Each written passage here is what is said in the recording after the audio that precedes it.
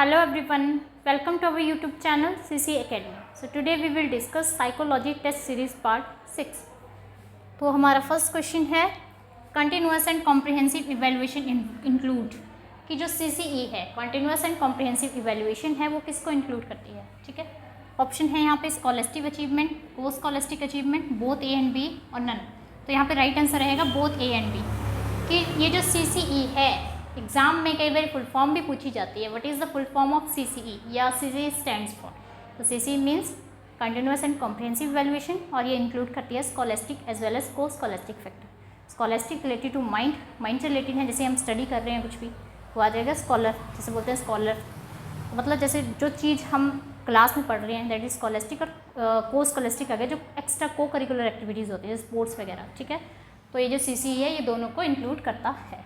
ठीक है, next question है which is the most essential for learning. Learning के लिए सबसे इसेंशियल क्या है। ऑप्शन है यहाँ पे environment, desire to learn, teacher, none. तो यहाँ पे राइट आंसर रहेगा डिज़ायर टू लर्न कि सीखने की इच्छा, कि अगर किसी की सीखने की इच्छा होगी तो वही इसेंशियल है लर्निंग के लिए। ठीक है, ये सबसे मेन रहेगा। यहाँ पे अदर ऑप्शन आप देख रहे हैं एनवायरनमेंट और टीचर। तो एनवायरनमेंट और टीचर हैं ये भी रोल प्ले करते हैं लर्निंग में, बट सबसे जो मेन रोल प्ले करता है that is desire to learn. अगर किसी की इच्छा ही नहीं होगी सीखने की तो फिर टीचर भी क्या करेगा और एनवायरनमेंट भी क्या करेगा। ठीक है, नेक्स्ट क्वेश्चन है adolescence is a period of stress and strain. कि जो एडोलसेंट है, जो किशोरावस्था है वो स्ट्रेस और स्ट्रेन का पीरियड है, क्योंकि यहाँ पे उस टाइम जो बच्चे होते हैं उनको थोड़ा सा मानसिक तनाव होता है। ठीक है, तो ऐसा किसने बोला है। तो यहाँ पे राइट आंसर रहेगा स्टेनले हॉल। स्टेनले हॉल ने बोला है कि जो एडोलसेंस है that is the period of stress and strain. Now our next question is evaluation is. Evaluation क्या है। ऑप्शन है यहाँ पे qualitative, quantitative, both A and B, none.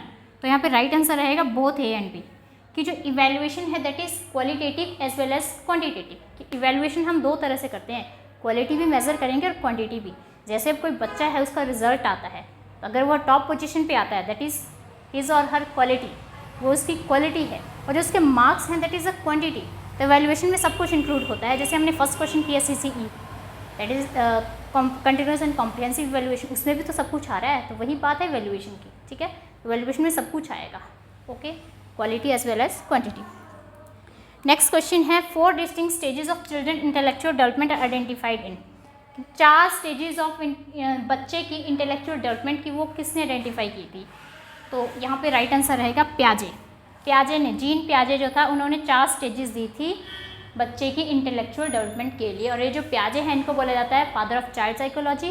और जो इन्होंने 4 स्टेजेस दी वो कौन कौन सी थी। एक थी sensory motor stage, pre operational stage, concrete operational stage and formal operational stage. ठीक है, now our next question is the ability to learn by observing a model और रिसीविंग इंस्ट्रक्शन विदाउट रेनफोर्समेंट। किसी की एबिलिटी, वो किसी को observe करके सीख रहा है, रेनफोर्समेंट नहीं मिल रही है उसको, सिर्फ और सिर्फ किसी को ऑब्जर्व कर रहा है, तो वो क्या है। तो ऑप्शन है यहाँ पे contingency, social learning, cognitive learning या इंस्ट्रूमेंटल। तो यहाँ पे राइट आंसर रहेगा सोशल लर्निंग। सोशल लर्निंग है वो, या ये जो सोशल लर्निंग है ये दी किसने थी, ऐसा भी क्वेश्चन पूछा जा सकता है। तो social learning given by Albert Bandura. Albert Bandura थे, उन्होंने सोशल लर्निंग दी है। अगर सोशल लर्निंग नहीं होगा ऑप्शन में वहाँ पे लिखा होगा ऑब्जर्वेशनल मॉडलिंग या ऑब्जर्वेशनल लर्निंग, तो वो भी राइट आंसर रहेगा। ठीक है, कि हम किसी को ऑब्जर्व करके सीख रहे हैं, किसी को इमिटेट करके सीख रहे हैं। ठीक है, next question is psychology is a science of mind defined by which school of psychology. कि साइकोलॉजी क्या है, साइंस ऑफ माइंड है, ये किस स्कूल ऑफ साइकोलॉजी, ये किसने बात की गई थी इसकी। ठीक है, ऑप्शन है यहाँ पे साइको एनालिस्ट, बिहेवियरिस्ट, फंडामेंटलिस्ट या एंशियंट ग्रीक फिलोसफर। तो यहाँ पे राइट आंसर रहेगा एंशियंट ग्रीक फिलोसफर। ये जो एंशियंट ग्रीक फिलोसफर थे उन्होंने बोला था कि जो साइकोलॉजी है वो क्या है, साइंस ऑफ माइंड। ठीक है, नेक्स्ट क्वेश्चन है हमारे पास which theory of child development based on feelings. इसमें बताइए कौन सी थ्योरी है बच्चे की डेवलपमेंट की जो किस पे बेस्ड है, किसी की फीलिंग्स के ऊपर बेस्ड है। ठीक है, ऑप्शन है यहाँ पे behaviourist, gestalt, gene पियाजे, psycho analysis. तो यहाँ पे राइट आंसर रहेगा साइको एनालिसिस। कि जो साइको एनालिसिस थ्योरी जो किसने दी थी, सिगमंड फ्राइड ने दी थी। वहाँ पे किसकी बात की गई थी, वहाँ पे फीलिंग्स की बात की गई थी कि बच्चे जो हैं प्लेजर फील कर रहे हैं, है ना। जो ईड में बात हुई थी, ईड ईगो सुपर ईगो, ईड में बोला था प्लेजरेबल प्रिंसिपल पे वर्क करता है, तो बच्चे प्लेजर फील करते हैं। तो फीलिंग की बात कहाँ पे की गई थी, वो साइकोएनालिसिस में की गई थी, और साइकोएनालिसिस किसने दी थी? सिगमंड फ्रायड ने। ठीक है, now our 9th question is psychology.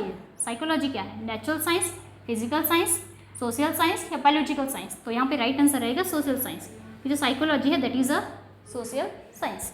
Now our last question is which is the most essential component of experimental method? Experimental method के लिए सबसे इसेंशियल, सबसे मोस्ट इंपॉर्टेंट जो कंपोनेंट है वो कौन सा है?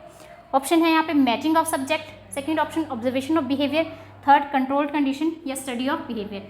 तो यहाँ पे राइट आंसर रहेगा कंट्रोल्ड कंडीशन, कि जो कंट्रोल्ड कंडीशन है that is the best essential component of experimental method. तो that's all about today, thank you.